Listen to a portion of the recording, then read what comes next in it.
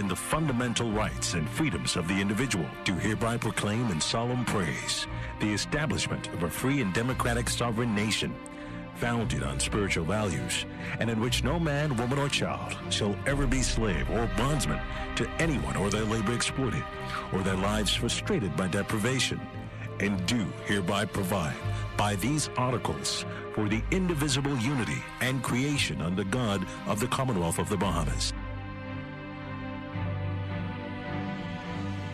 It's Wednesday, February 3rd, 2021, and the morning edition is live. On today's show, we'll find out what's on Keisha's plate. We're getting some tropical vibes. And a new song coming out of Angos. So let's start the morning off right.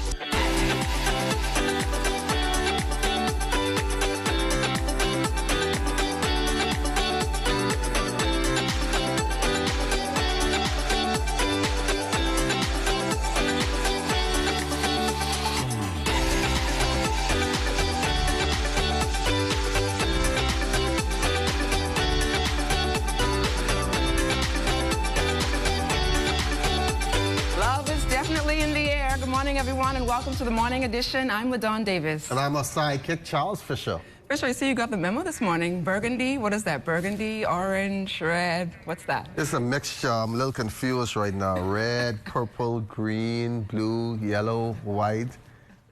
So I think this week we're supposed to wear red this week, and then next week we'll possibly wear pink, eh? So you have any pink attire that you saved? I'm sure you have. I have a special suit that two of our workers here, Linda Sands and Unita Sherman, they made a special suit for me for Valentine's. So I'm gonna wear that on Valentine's.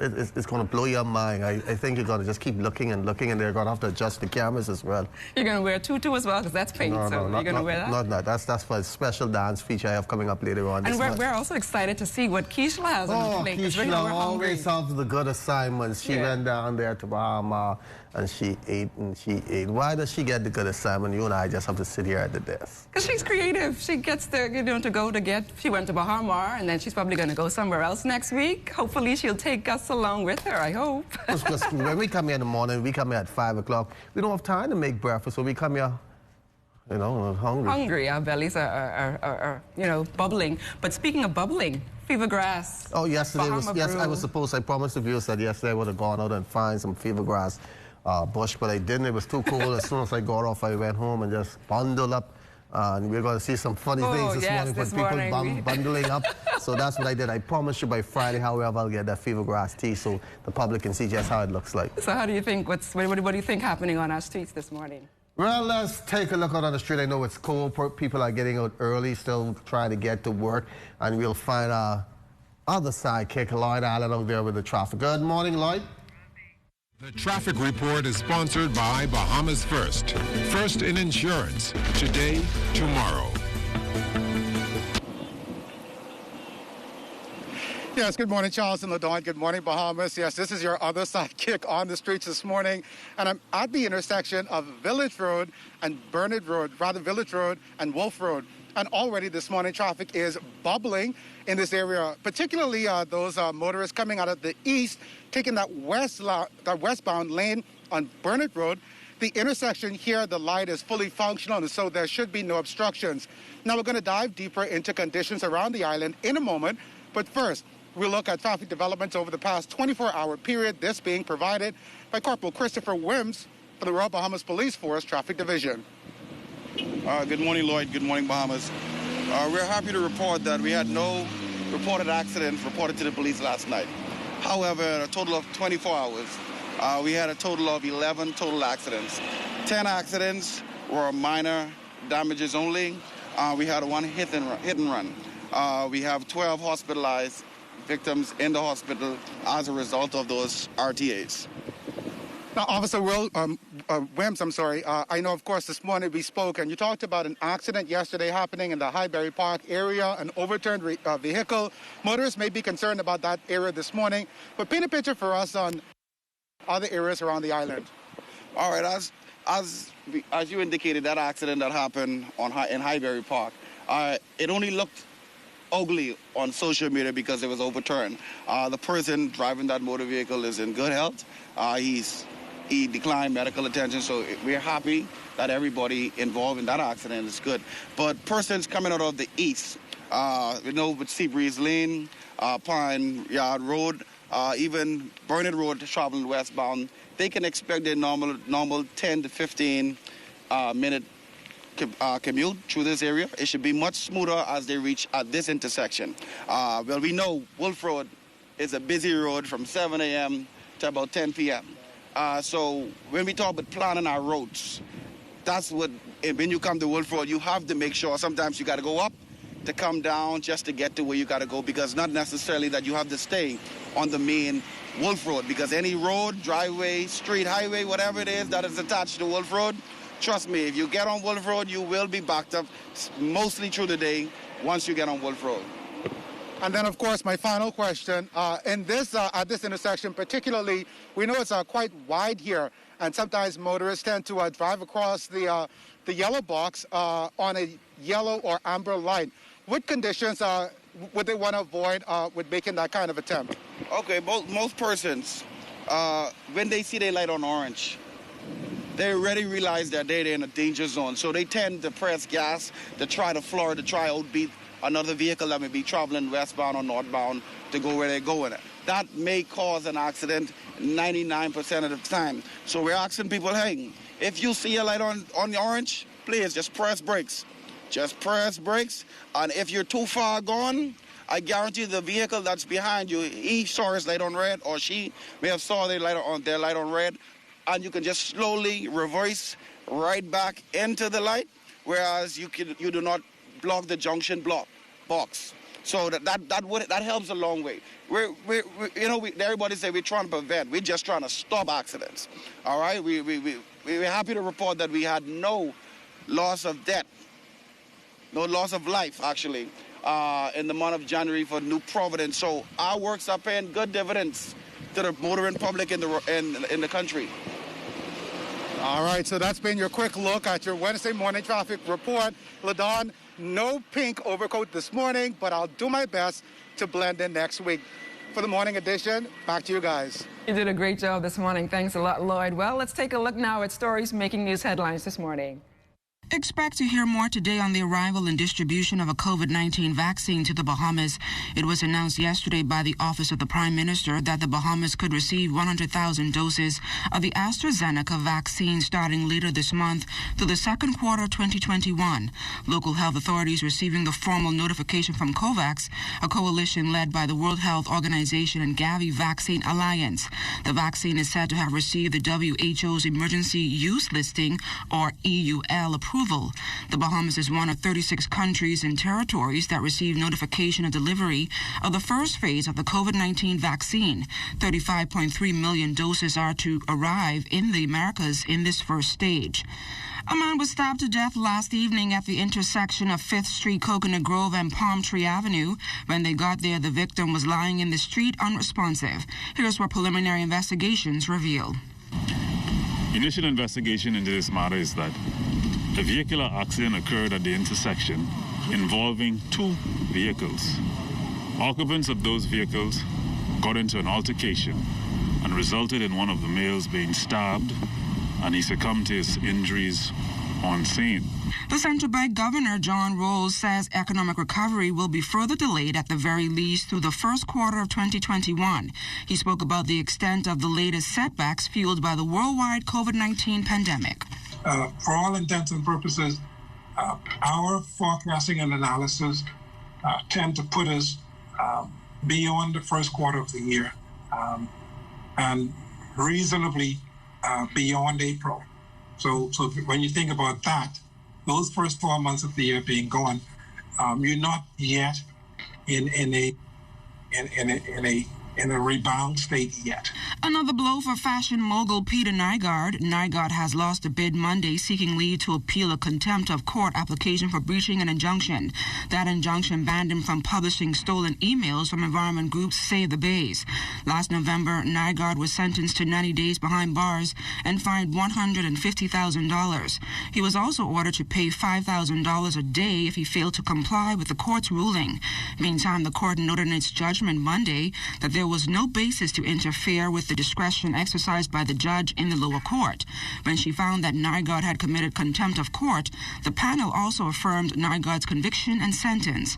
Nygaard is also fighting a U.S. indictment linked to sexual assault of several women.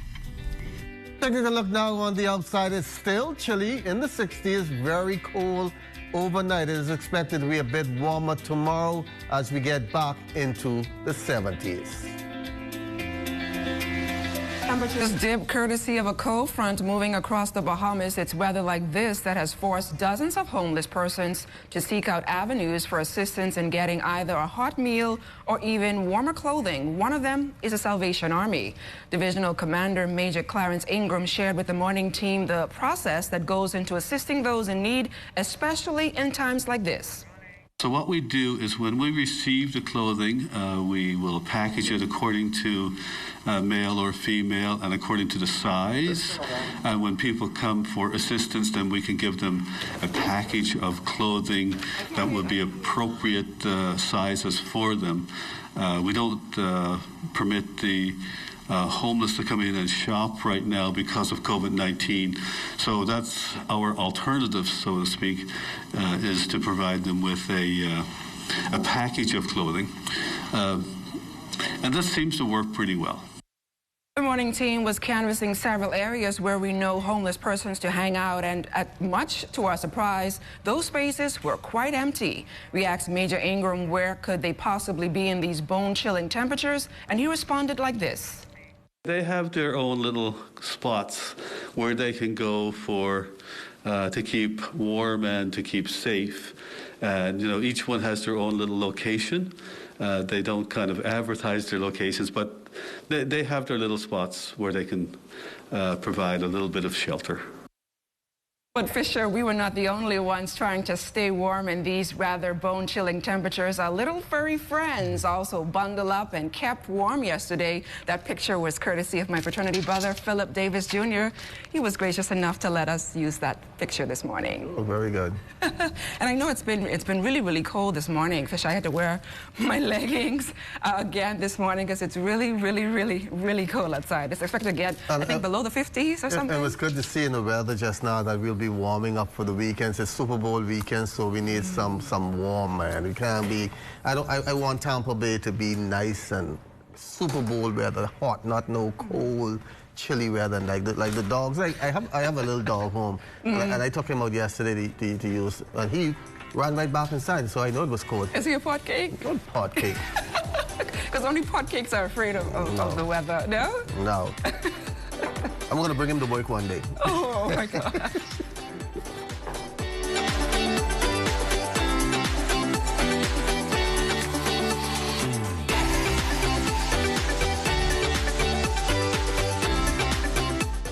First, it's more than just our name, more than just our achievements. It's our nature, and it's where we put our customers. At Bahamas First, we've refreshed our look, but our nature remains the same. We design insurance solutions that protect our customers from life's uncertainties, whatever they may be. We equip you for the future so that you can recover stronger. Bahamas First, what's first for you comes first for us.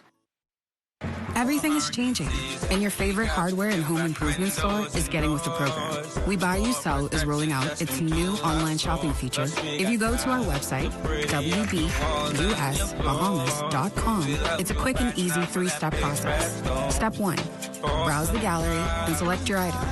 Step 2, add to cart. And Step 3, check out. Go to our website, wbusbahamas.com, to shop with us today.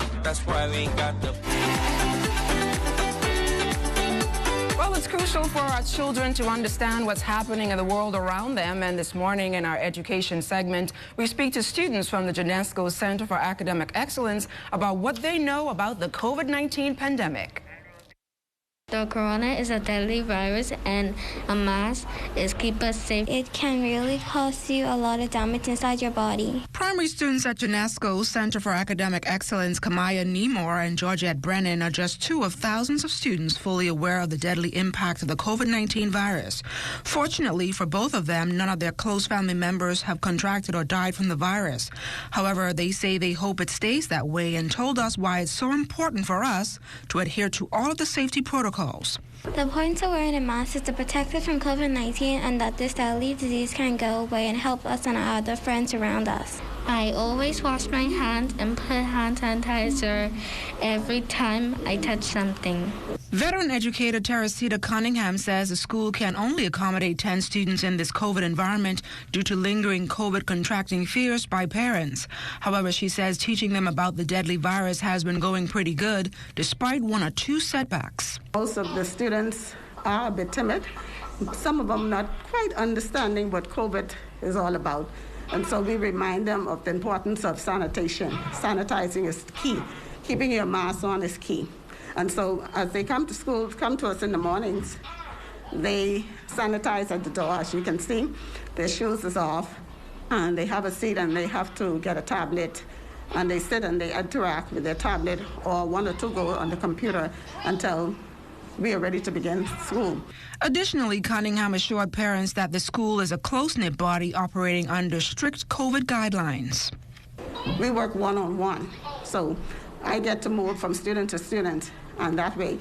And every now and then we say to them, time to sanitize. So there's a little bag on the back of their chair that they turn around, take their sanitizer out, sanitize, use the napkin, wipe their hands, and their mask is on at all times. And of course, when it's time to go to the restroom, they know if someone is there. There's markings on the floor where they stand and they wait.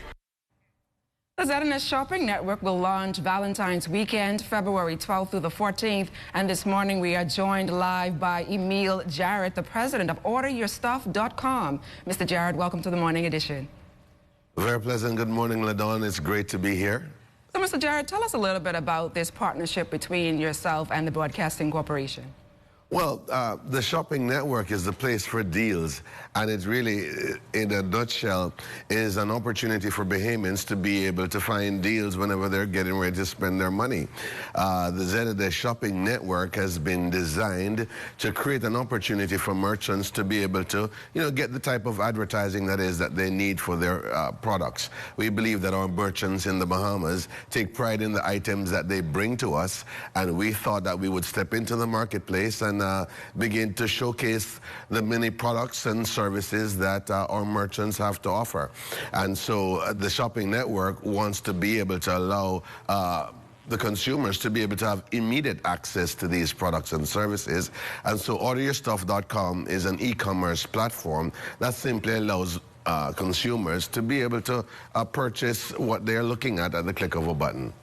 So how will this process actually work over the next few days, the 12th to the 14th? How will it work? Well, it's going to be Midnight Madness Deals. That's what we're calling it. The inaugural launch is February 12th, Valentine's weekend. And you'll be able to tune into ZNS TV 13 to be able to see all the items being displayed by our merchants. And then when you actually see something you want, or if you wish to, simply log into OrderYourStuff.com and you'll be able to enter into the ZNS Shopping Network store, where you'll see items featured from A to Z, whether it's appliances, electronics, even hotel room night stays, and restaurants offering dining certificates at discounted rates. It's going to be a wonderful experience this Valentine's weekend. Jewelry will be available, clothing, you name it, it's all there. And merchants are getting on board every single day. So if you're a merchant and you want to have your items displayed,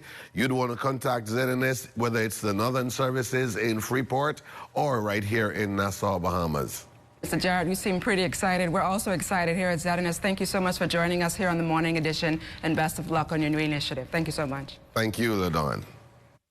The International Youth Education and Sports Foundation has received a $320,000 donation from Oak Tree Medical Center. The funds will be used on a new 8,500 square foot facility in New Providence.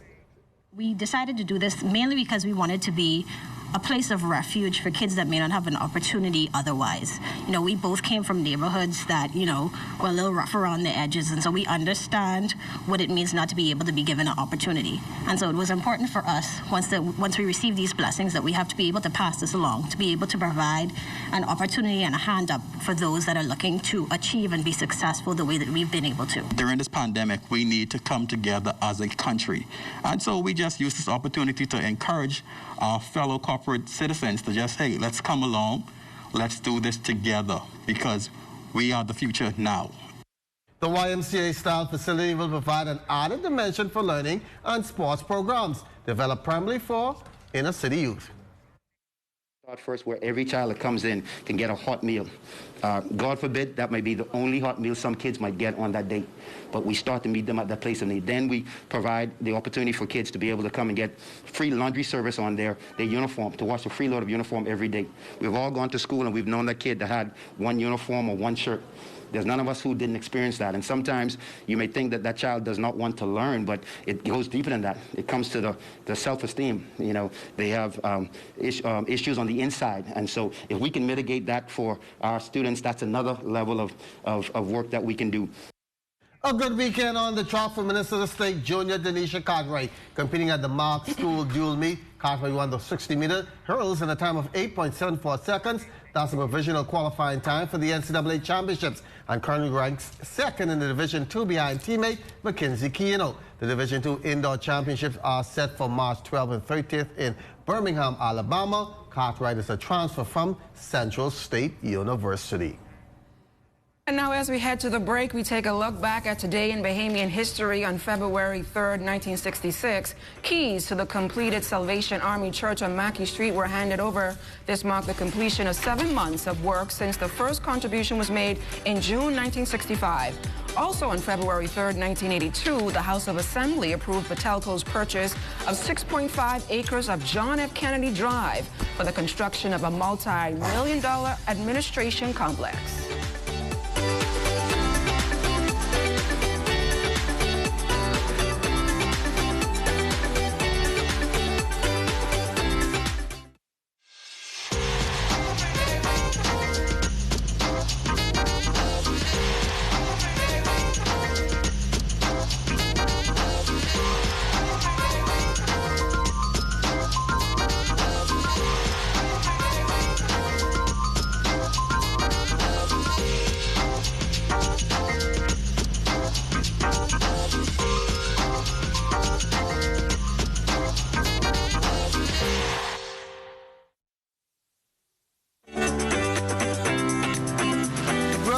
Being able to eat out much lately as the COVID-19 kept us all grounded for the better part of a year. But in the last few weeks, we have been allowed to get a taste of restaurant offerings. Let's try Bahamas Katsuya on for size.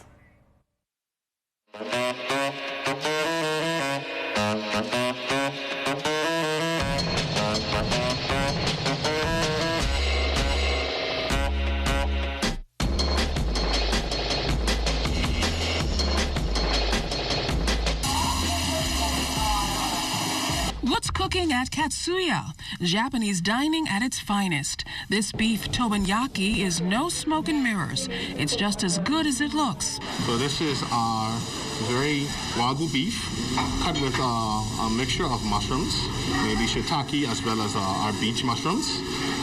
And we saute it with sake soy, and we top it with a daikon ponzu sauce. It's very delicious. That's the greeting that guests walk into, a Japanese welcome home.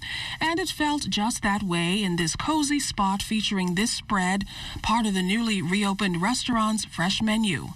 We have here salmon tataki, it's Japanese style of the seared salmon, with jalapeno dressing on top, and yuzu miso with lime zest.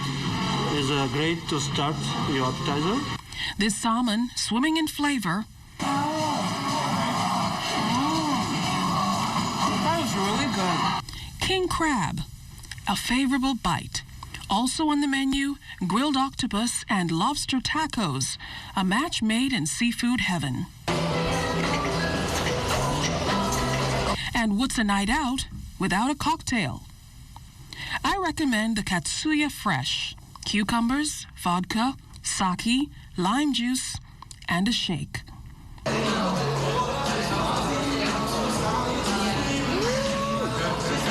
love that. This morning we feature a young man who only recently started a tropical juice business, but he's hopeful his new venture will soon be a big hit. Here's Jamila Mizik. 34-year-old Michael McPhee is the owner of Tropical Vibes Mixed Drinks. I started in August, sometime in August, but I've been in the business of catering to people, from working in Domino's and the food stores, and my passion was always making people smile. So I started this during the pandemic because things got slow, and here I am now, doing it now. And here's how he came up with the idea. I used to buy drinks at work, when I eat and sitting down buying drinks, and I guess I went in something fruity, something tropical, and I saw something on Facebook. It was Tipsy Bartender, and I was like, okay, I'm gonna try that, and I told everybody at work and in the food stores I would be starting something, and they was like, okay.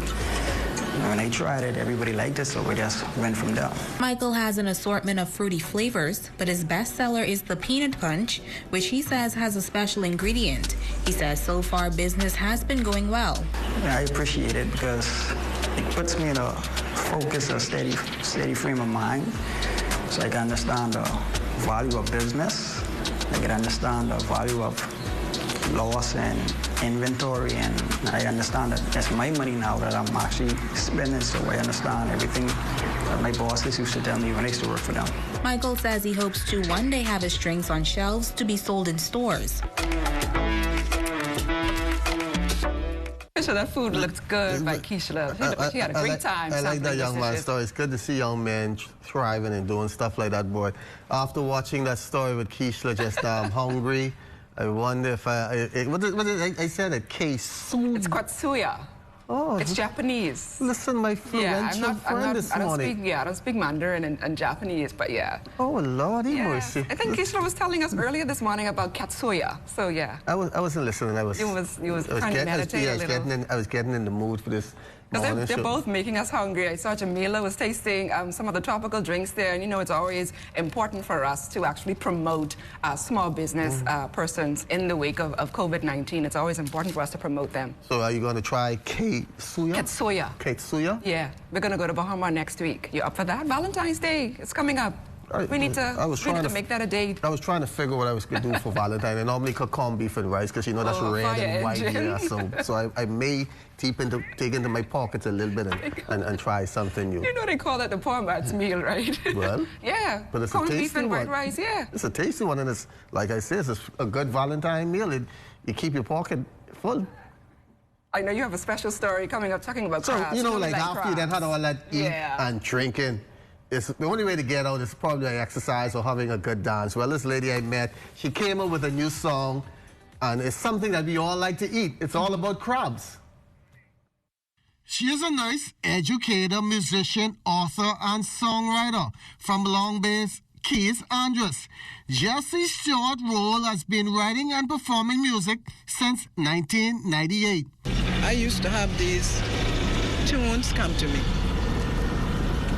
and I would just, I'm sing them. And then as the years went by, the tune make a lot of sense, So that is how I got into music. I have a song by the name of Hungry, or Bahama Hungry, Teacher My Hero. I'm supposed to release a song very soon by the name of Cancer Survivor. Her new song, Crab Crawling, a collaboration with Ira Storr. Sweet crab, yeah. He's a very good person, and he taught me a lot of things that I didn't know when it comes down to music. Look at them crawling, crawling. They crawling, crawling. Look at them crawling, crawling. All over Andros. This came about because of, everybody, every June, people hear about Crab Fest, you know, and you only see the crabs, but you don't know the full history of the crab. So I wanted people to know exactly what the crabs are all about and some lifestyle of the crab, you know. So I wrote this song, and it's a true life song.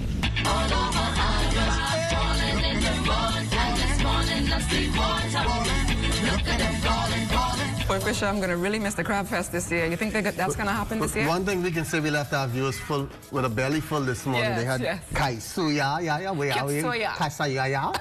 They had some drinks, and now they have some crab and dough. So and you know, the fat in the crab, I love that portion of the crab as well. I know you probably don't like that. I don't eat crab. I like the eggs in the crab. Crab. You don't eat crab? No. Really? No, sir. You're not a Bahamian if you don't eat crab, Fisher? I eat crawfish, I eat fish, I eat conch, I eat shrimps, and I don't eat crab. I like to catch them. Have you ever caught a crab? I've done it before. Okay, that's what we're going to do this year. Oh, wow. I'm going to take you crab catching. I remember I took Keisha crab catching, and Keisha got bite on her nail, she got bite on her fingertip, and she threw the bag on the crab and all, trying to... All right, we gotta find that video again to put back. She can eat, but she can't catch it. Thanks a lot, Fisher. And that's a wrap for us this morning. For the entire team, I'm Ladon Davis. For my co-host, Charles Fisher. Have a great morning, everyone. I can't buy the crab house. I want me some crab house. I can't buy the crab house. I want me some crab house. I can't buy the crab house. All I want is that sweet, juicy crab in my mouth.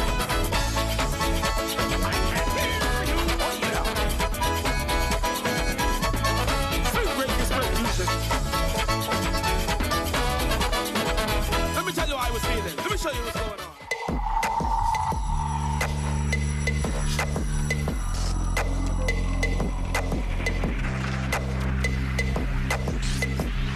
You're watching the ZNS Network, the People's Station.